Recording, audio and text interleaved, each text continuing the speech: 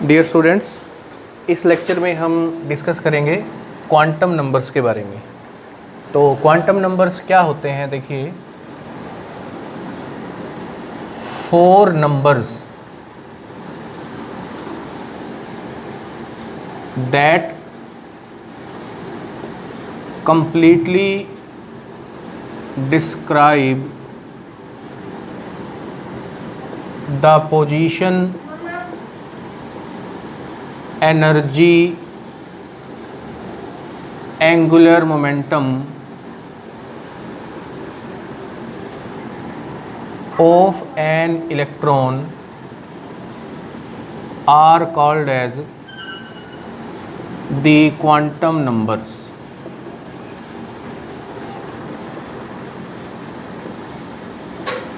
देखिए, quantum numbers किसी भी इलेक्ट्रॉन के बारे में हमें कंप्लीट इन्फॉर्मेशन देते हैं। ऐसे 4 नंबर्स होते हैं जिनको हम क्या बोलते हैं? Quantum numbers. प्रीवियस लेक्चर में मैंने श्रोडिंगर वेव इक्वेशन के बारे में डिस्कस किया था। तो जब हम श्रोडिंगर वेव इक्वेशन को hydrogen and hydrogen like species,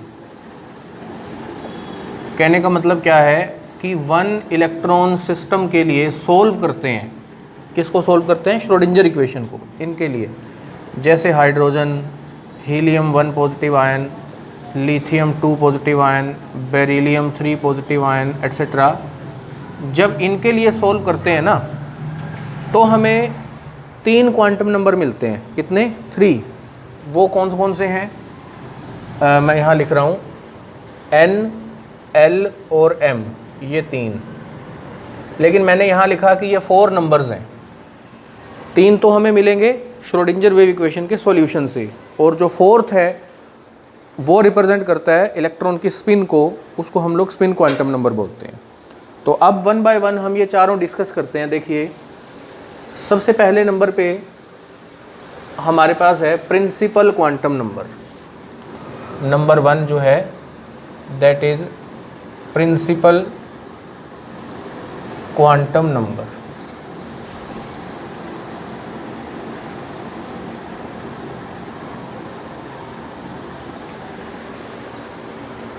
इसको हम लोग n से रिप्रेजेंट करते हैं। प्रिंसिपल क्वांटम नंबर हमें क्या बताएगा? यहाँ से हमें क्या इन्फॉर्मेशन मिलती हैं?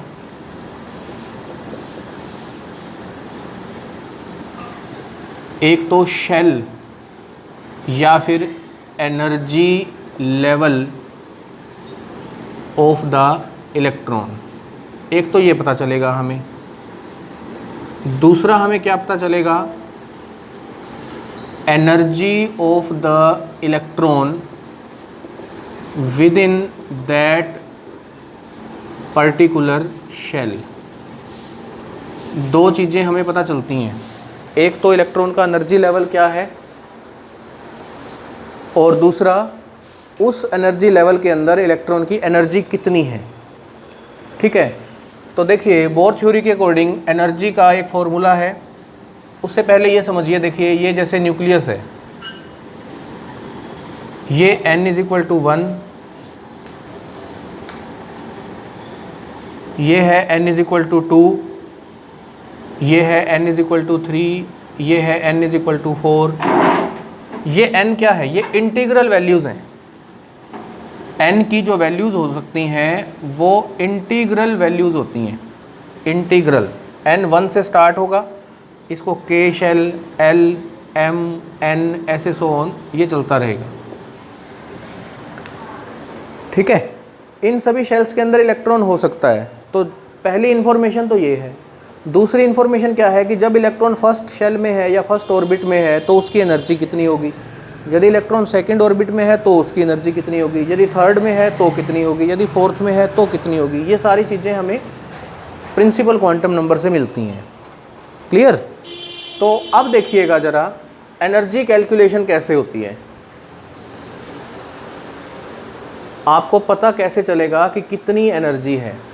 तो एनर्जी का फॉर्मूला है, देखिए मैं एक फॉर्मूला लिख रहा हूँ, -1312 upon n² Z² kilo joule पर मोल। यहाँ पर n क्या है? प्रिंसिपल क्वांटम नंबर, और z क्या है? Atomic number. अब ये जो फॉर्मूला है ये किसके लिए है? It is for hydrogen and hydrogen like species. कहने का मतलब वन इलेक्ट्रॉन सिस्टम के लिए ही है ये। अब देखो ध्यान से समझो, मैंने हाइड्रोजन का एग्जांपल लिया, Z कितना हो गया? 1, एटॉमिक नंबर 1 हो गया।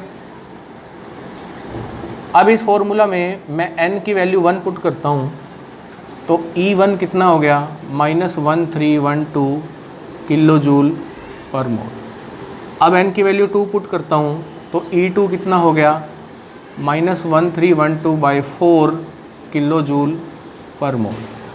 अब n की वैल्यू 3 पुट करता हूँ तो E3 कितना हो गया? -1312/9 किलो जूल पर मोल। तो इसी तरीके से ये एनर्जी की वैल्यू आती रहेगी। अब देखिए बोर थ्योरी ने एक कंसेप्ट दिया था नेगेटिव वैल्यू ऑफ एनर्जी का।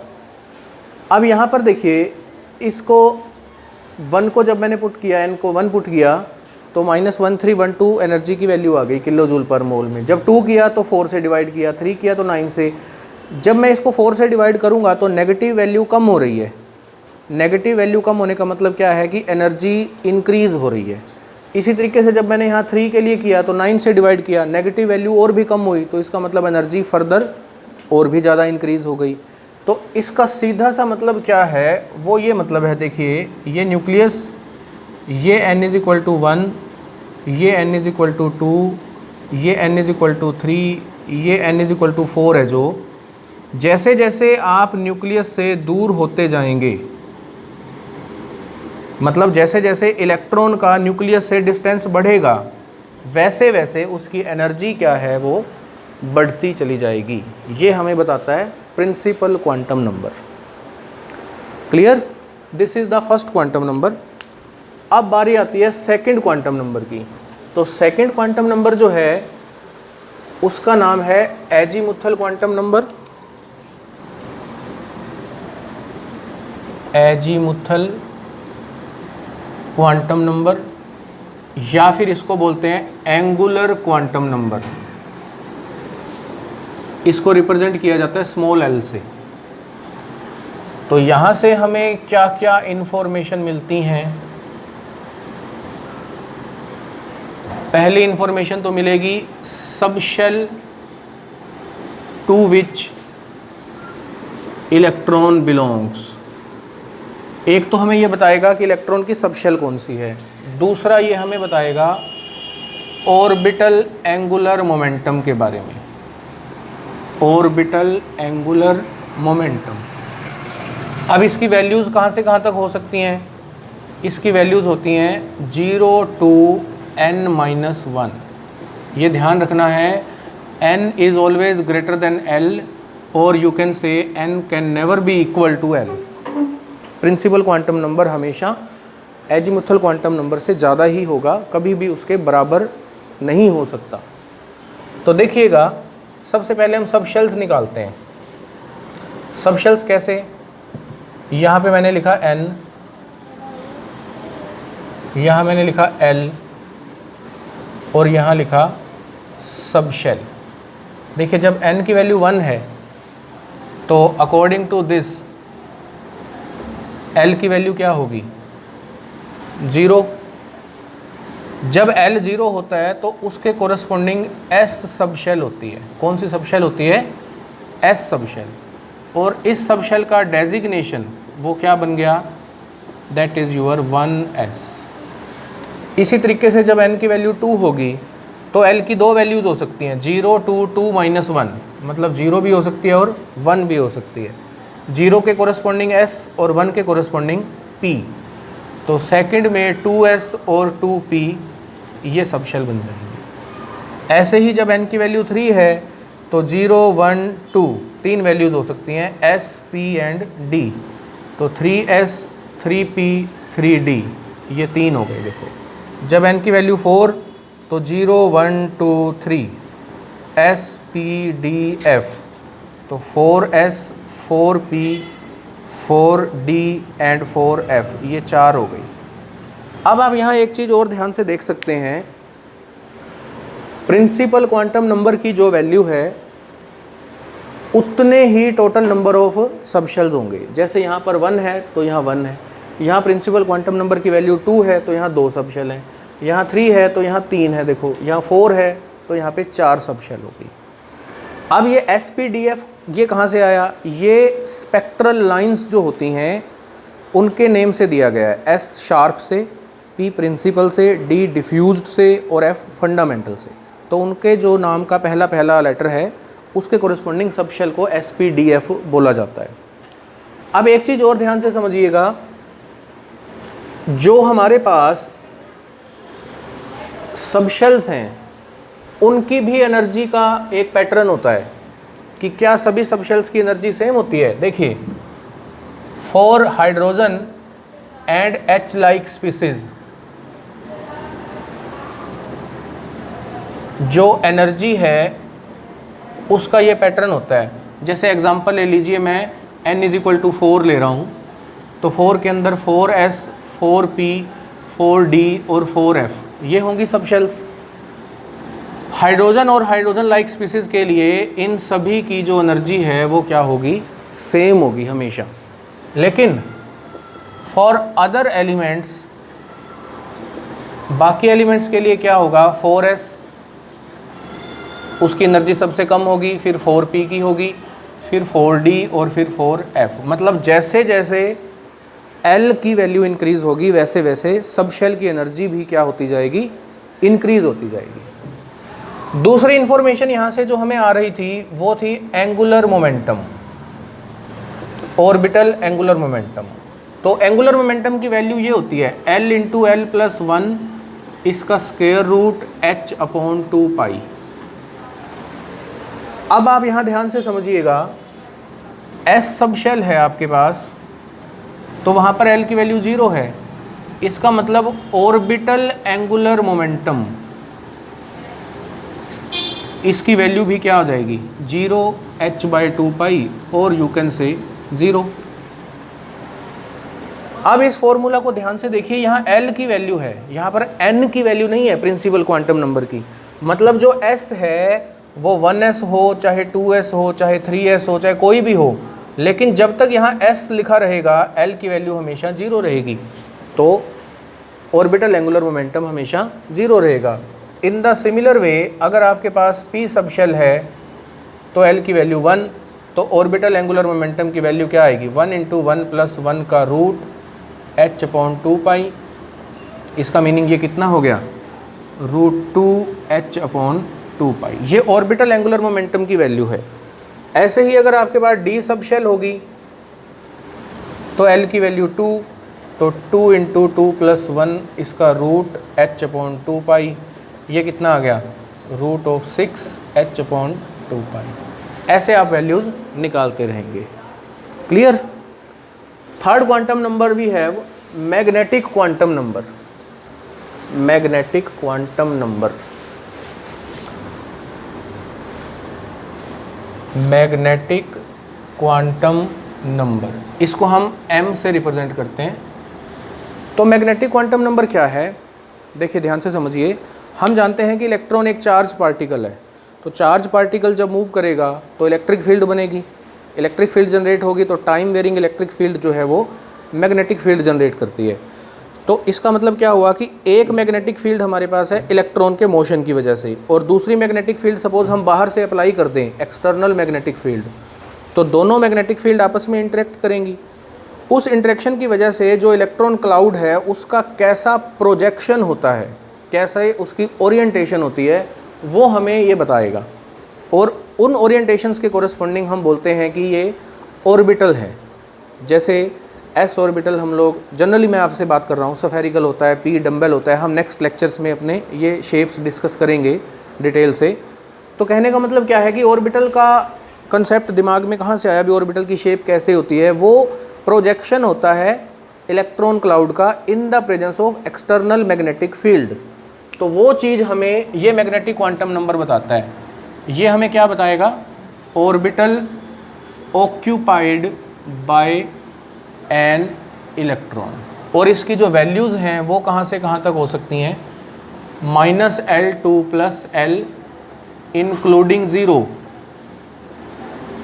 और टोटल इसकी वैल्यूज़ होंगी 2L + 1 वैल्यूज़। ध्यान से समझिए, फिर मैं टेबुलर फॉर्म में समझाता हूँ। N, उसके बाद L, फिर सब शेल,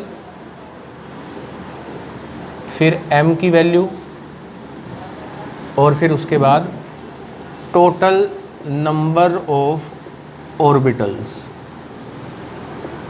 तो n की वैल्यू अगर 1 होती है तो l की वैल्यू 0, सब शेल होती है 1s। इतना हम पहले पढ़ चुके हैं।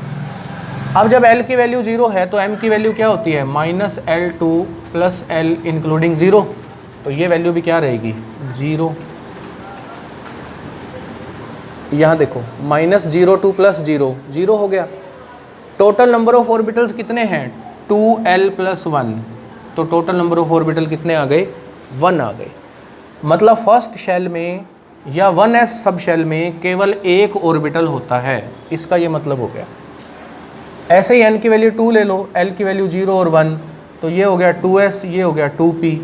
s के कोरस्पॉन्डिंग ये 0 है जब वैल्यू, तो कितनी आएगी, यहाँ भी वैल्यू 0, ये 1 है, तो -1, 0 और +1, 3 आ गई ना। तो ये वैल्यू 1 है, ये 3 है, तो टोटल ये हो गई 4। ऐसे ही n की वैल्यू 3 लीजिए, 0, 1, 2, 3s, 3p, 3d, 0, -1, 0, +1, -2, -1, 0, +1, +2, तो 1, 3, 5, टोटल वैल्यूज़ हो गई 9।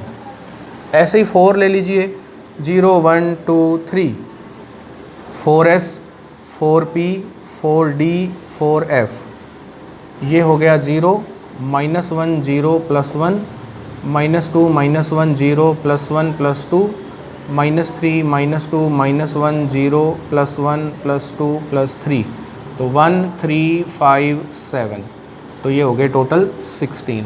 अब ध्यान से समझिएगा, S सब शेल के अंदर एक ही ऑर्बिटल होता है, P सब शेल के अंदर 3 होते हैं। देखो -1, 0, 1 कोरस्पॉन्डिंग 3 वैल्यूज़ हो गई यहाँ पे।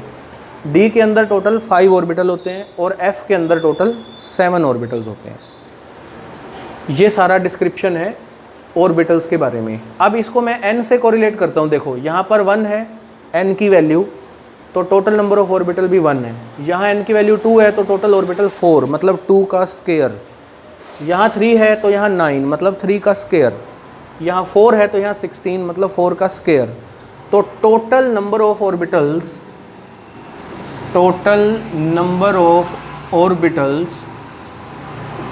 इन ए गिवन शेल n = कितने होते हैं, n²। बात समझ में आई? तो अब इसी को एक और कंसेप्ट को भी समझिए। यहीं से हम ऐसा बोलते हैं कि एक ऑर्बिटल में मैक्सिमम 2 इलेक्ट्रॉन आते हैं और उनकी स्पिन अपोजिट होती है। वो स्पिन के बारे में अभी डिस्कस करूंगा और वो प्रिंसिपल भी हम नेक्स्ट लेक्चर में डिस्कस करेंगे। तो यदि एक ऑर्बिटल में 2 इलेक्ट्रॉन आएंगे तो ध्यान से समझिए, पहली शेल में जब 1s सब शेल है तो एक ही ऑर्बिटल है, तो फर्स्ट शेल में कितने इलेक्ट्रॉन आए, 2। आपने प्रीवियस क्लासेस में, अपनी छोटी क्लासों में ये पढ़ा होगा, इलेक्ट्रॉन फिल करने का एक रूल होता है 2n²। वो रूल यहाँ पर अलग तरीके से एक्सप्लेन हो रहा है बस। सेकंड शेल में कितने इलेक्ट्रॉन आएंगे, देखो यहाँ 4 ऑर्बिटल हैं, तो 4 को 2 से गुणा कर दो, 8 आ गए ना टोटल। 8 में से देखो ध्यान से, 2s में 2 और 2p में 6, उन 8 का डिस्ट्रीब्यूशन हो गया फर्दर।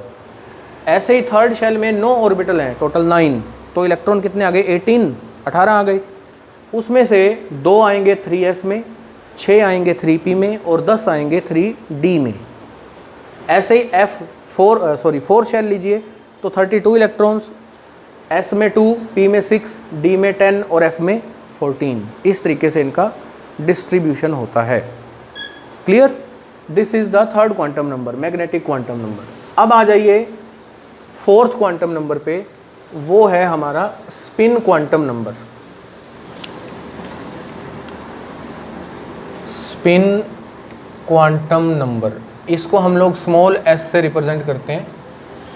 स्पिन क्वांटम नंबर हमें क्या बताता है orientation of electron about its own axis, अपने एक्सिस के अराउंड इलेक्ट्रॉन की ओरिएंटेशन कैसी है।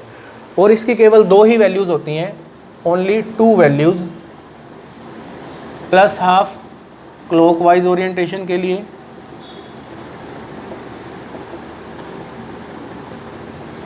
और -½ एंटी क्लॉकवाइज ओरिएंटेशन के लिए। ये दो वैल्यूज़ होती हैं केवल। तो इन जनरल हम ऐसा लिखते हैं S = +-½ इस तरीके से। तो ये हैं टोटल 4 क्वांटम नंबर्स। अब इनके बारे में क्वेश्चन आते हैं, कई बार आपको क्वांटम नंबर की वैल्यू बतानी होती है, या कई बार क्वेश्चन ऐसा आता है एक्सप्लेन करो why 1p is not possible. अगर आपने ध्यान से टेबल देखी हो लास्ट वाली जो थी, उसमें हमने 1 के साथ केवल S लिखा था, P नहीं लिखा था। अब एग्ज़ाम में सपोज ऐसा क्वेश्चन आ जाए कि 1p इज़ नॉट पॉसिबल, और सपोज ये आ जाए 2d इज़ नॉट पॉसिबल, तो आप ये क्वांटम नंबर के अकॉर्डिंग एक्सप्लेन करेंगे। जैसे 1p है तो n की वैल्यू 1, जब n की वैल्यू 1 है तो l की वैल्यू 0, और 0 के कोरस्पॉन्डिंग केवल s होता है, p नहीं होता। इसी तरीके से 2d नॉट पॉसिबल, तो ये n = 2, l की वैल्यू 0, 1, इसके कोरस्पॉन्डिंग s, इसके कोरस्पॉन्डिंग p, तो d होता ही नहीं है। इस तरह के क्वेश्चन आते हैं। कई बार आता है कि क्वांटम नंबर्स लिखो फॉर एनी इलेक्ट्रॉन, आपसे पूछा जाएगा कि इसके क्वांटम नंबर लिखो। जैसे मान लीजिए कोई इलेक्ट्रॉन 3d में है, for an electron in 3d right all the quantum numbers. तो यहाँ देखियो n = 3 हो गया, तो l की वैल्यू क्या हो सकती है, 0, 1, 2। अब 0 के कोरस्पॉन्डिंग s, 1 के कोरस्पॉन्डिंग p, 2 के कोरस्पॉन्डिंग d। अब क्योंकि आपको यहाँ 3d बोला है, तो इसलिए आप l की वैल्यू 2 लेंगे। l की वैल्यूज़ 0, 1, 2 तीनों हो सकती हैं। अगर n 3 है तो l की वैल्यूज़ ये हो सकती हैं, लेकिन आपको यहाँ बोला ना भाई 3d के लिए लिखो, तो इसलिए d के कोरस्पॉन्डिंग तो l2 ही होता है। जब l2 हो गया तो m की वैल्यू क्या होगी, -2, -1, 0, +1, +2 and s ±½ for each electron. ऐसे हम लोग लिखते हैं। ठीक है, this is all about quantum numbers. Thank you.